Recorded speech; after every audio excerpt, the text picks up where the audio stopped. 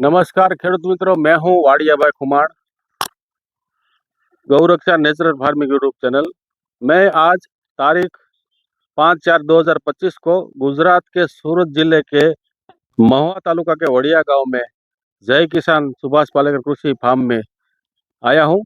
यहां के मालिक प्रकाश भाई पटेल है और वो मेरे साथ भी फार्म में है। और प्रकाश भाई भी सुभाष पालेकर कृषि कर रहे हैं। तो हम प्रकाश भाई को पूछते हैं कि प्रकाश भाई, ये जो आपने पंचस्तरी मॉडल बनाया है, बहुत अच्छा बनाया है, अलग अलग फल पेड़ का और सब्जी का। तो आप कब से सुभाष पालेकर कृषि कर रहे हैं और कहाँ से प्रेरित हुए? जी नमस्कार। मैं 2019 में हमारे आत्मा प्रोजेक्ट सूरत के माध्यम से मैं वड़ताल में सुभाष पालेकर जी की 7 दिन की जो शिविर हुई थी उसमें मैंने भाग लिया और मैंने तब से ये कृषि की शुरुआत की। 2019 से आज पूरे 5 साल हुए हैं। तब से ये मेरा जंगल मॉडल जो खड़ा किया है वो 2.5 बरस हुआ है अभी। इससे पहले मैंने गन्ना लिया था। तो ये 2.5 बरस से जंगल मॉडल की शुरुआत की है मैंने।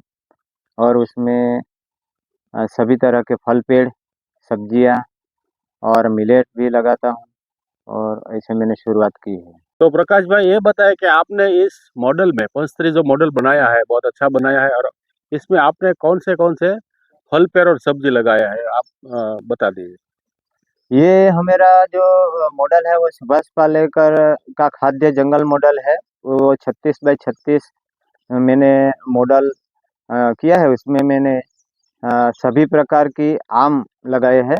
वो मेरे 18-18 फीट पर मैंने आम लगाए हैं। साथ में केला, जामफल, ये मौसम्बी, संतरा, दाड़म, स्वीट चेरी है, सफरजन है और अमरूद है। ये जामुन लगाए हैं, नींबू है, संतरा, मौसम्बी और सभी प्रकार के मेरे परिवार के लिए चाहिए वो सभी फल पेड़ मैंने लगाए हैं। साथ में मैं सीजनेबल सब्जी लगाता हूँ, जैसे अभी वो अरहर है, मूंग है, लोबिया है, भिंडी भी लगाता हूँ। हल्दी लगाई थी, हल्दी का पाउडर बना लिया है अभी। अदरक भी यहाँ लगाया है। तो सभी सीजनेबल सब्जी, धाने भी लेता हूँ। तो परिवार के लिए शुद्ध जहर मुक्त सब्जी भी लेता हूँ। तो प्रकाश भाई, ये बताएं हमारे खेडूत भाइयों को कि सुभाष पालेकर कृषि करने से क्या क्या फायदा होता है? सुभाष पालेकर कृषि के जो 5वां आयाम है उसमें बीजामृत है, जीवामृत, घन जीवामृत, आच्छादन, वापसा और सजीवों का जो सहजीवन मिश्र क्रॉप, यानी ये सभी फल पेड़ या सब्जी लेने से मेरे परिवार को तो जहर मुक्त खाना मिलता ही है। साथ में उसमें दूसरा फायदा ये हुआ कि हमारी भूमि जो आज रासायनिक खाद से बंजर बनती चली जा रही है। तो भूमि, पहले तो हमारी भूमि फलद्रुप बनती है, उसमें से जो कोई अन्न पैदा हो रहा है, सब्जी पैदा रहती है, वो औषधीय मूल्य से भरपूर होती है और हमारे स्वास्थ्य अच्छा रहता है। मैं मेरे परिवार के लिए शुद्ध आहार लेना मैं ले रहा हूँ और साथ में जो सब्जी बचती है, बचते हैं, वो सीधे मैं कंज्यूमर को देता हूँ। इससे उसका भी स्वास्थ्य अच्छा रहता है। तो भूमि बचती है, पानी भी कम पानी में ये कृषि हो रही है। ये आच्छादन करने से हमारी भूमि ढक जाती है, यानी खरपतवार भी कम हो जाता है और उसमें हुमस की निर्मित होती है। और साथ में हमारे देसी केचुए भी बचते हैं, वो हमारी भूमि को पोची उपजाऊ बनाता है। तो ये कृषि पद्धति से हमें बहुत फायदा हो रहा है और हमारी भूमि बहुत अच्छी बन रही है। तो प्रकाश भाई, हमारे खेडूत मित्रों को ये बताएं कि आप ये जंगल मॉडल बनाया है, तो इसमें कौन सी खाद डालते हो? इतने अच्छे मॉडल है तो इसमें खाद तो डालते होगे ना? अ, खाद के रूप में तो हमने रासायनिक कृषि में बहुत खाद डाला और हमारी भूमि अ, जैसे बंजर बनती चली गई। पर अभी सुभाष पालेकर जी ने जो हमें उसकी विधि में बताया है कि एक गाय, देसी गाय के गोबर गौमूत्र के द्वारा जो जीवामृत तैयार करके जो कल्चर के रूप में हम भूमि में डालते हैं, तो उससे हमारी भूमि फलद्रुप बनती है। तो हम तो ये देसी गाय का गोबर गौमूत्र से जीवामृत बनाते हैं। जीवामृत हमारे पानी के साथ आ, हम भूमि में डालते हैं, छिड़काव करते हैं। और बच्चा जो घन स्वरूप में घन जीवामृत डालते हैं।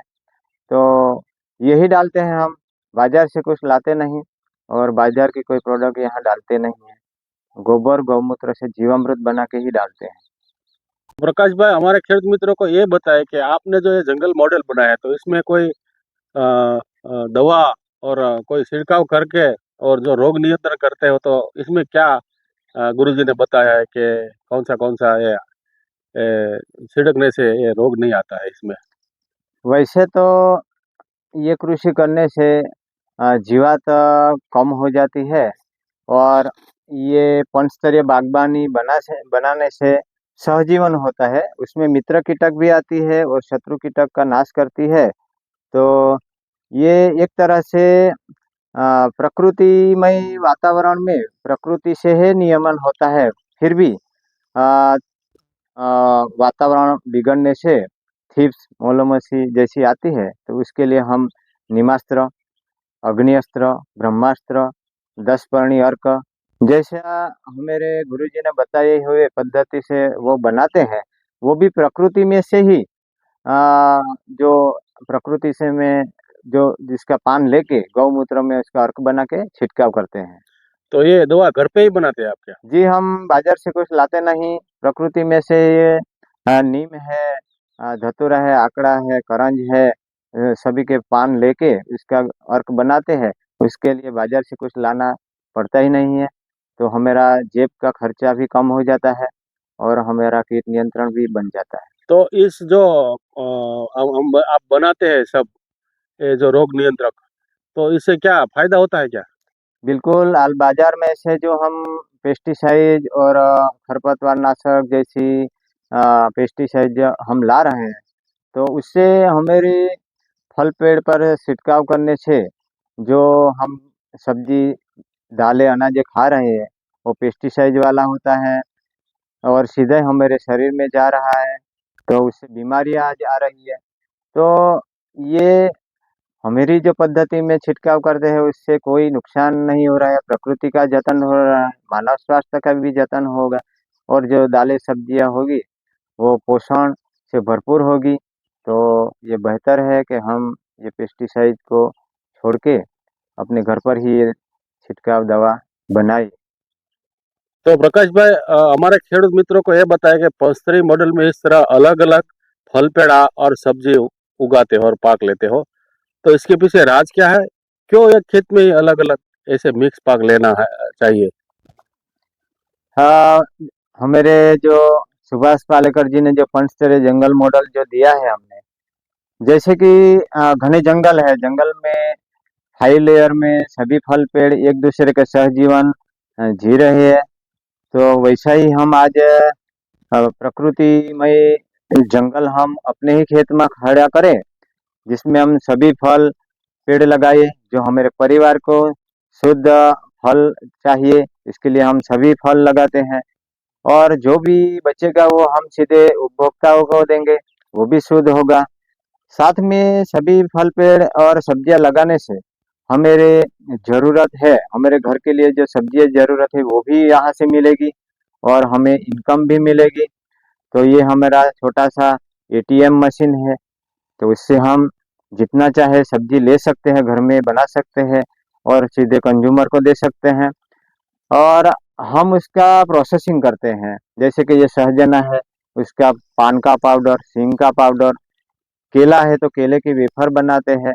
तो मूल्यवर्धन करके हम ज़्यादा से ज़्यादा उसमें से हमें पैसा मिल सकता है। क्योंकि शहर में जो एक वर्ग है वो शिक्षित है, वो अच्छा खाना चाहता है, उसके पास पैसा है, वो ज़्यादा दाम देकर भी हमारे पास खरीदने के लिए आते हैं। तो हम भी उसे जहर मुक्त अनाज खाद्यान्न देंगे और वो हमें पैसा देगा। तो ऐसे हम सुभाष पालेकर जी की पद्धति अपनाई है और सीधे कंज्यूमर को शुद्ध आहार हम दे सकते हैं।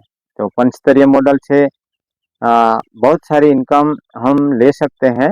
और आज हम जंगल खड़ा करने के लिए बहुत वर्षों बीत जाते हैं, पर हम अपने ही खेत में ये जंगल खड़ा करेंगे तो प्रकृति भी बचेगी और हमारी भू माता भी बचेगी और देसी गौ माता भी बचेगी। तो हम सब ऐसा छोटे छोटे जंगल मॉडल बनाइए। सभी किसानों को मैं बोल रहा हूँ, आप भी बनाइए, आइए एक बार विजिट भी लीजिए और ये जंगल खड़ा कीजिए। तो प्रकाश भाई, हमारे खेडूत मित्रों को ये बताइए कि इसमें जो सहजन भी है और इसके पास अलग अलग फल पेड़ है, सब्जी भी है, तो एक दूसरे को क्या है, बायोडायवर्सिटी के रूप में क्या क्या एक दूसरे पाक को फायदा होता है?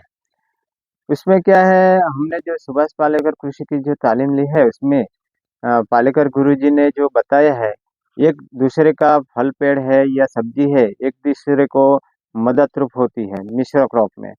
तो हम सहजना लगाया क्योंकि सहजन की पत्तियां गिरती रहती है और निरंतर गिरने से भूमि पर पड़ती है, तो आच्छादन तो होता है, साथ में नाइट्रोजन भी भरपूर मिलता है।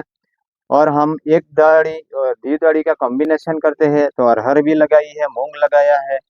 तो एक दूसरे को जो हम यहाँ खाद नहीं डाल रहे हैं, तो खाद के रूप में जो नाइट्रोजन फॉस्फेट या पोटास की जरूरत है, तो हम ये द्विदलीय पाको लेने से उसके पूर्तता हम कर सकते हैं। तो ये कृषि करने से एक दड़ी और द्विदड़ी का कॉम्बिनेशन होना ही चाहिए। तो ये ऐसा मॉडल खड़ा किया है, उसमें सहजीवन है।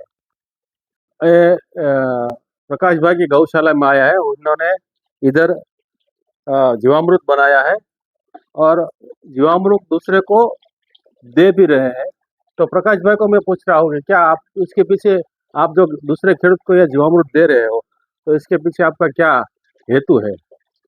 तो पहले तो मैंने देसी गाय ली 2019 में, और उसका मैं गोबर गौमूत्र से ये जीवामृत बना रहा हूँ।